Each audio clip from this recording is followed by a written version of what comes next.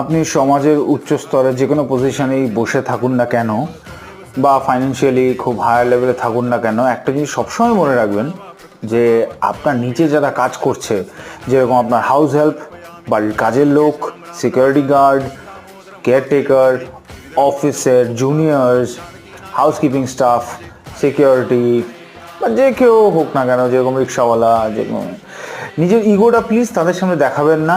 কারণ একটাই জিনিস, তারা সবাই নিজের কাজ করছে নিজের ভাগ্য অনুযায়ী। ভগবান খুব রুষ্ট হন, প্রভু খুবই রুষ্ট হন যখন আপনি তাদের সঙ্গে অসঙ্গত ব্যবহার করেন। এই জন্য আমি বলছি, কারণ আপনি ইগোতে এসে নিজের সেলফ ইগোকে, ব্লোটেড ইগোকে তাদের সামনে পোর্ট্রে করেন। প্লিজ এটা করবেন না। সবাইকে করজোড়ে হাত জোড় করছি, প্লিজ করবেন না।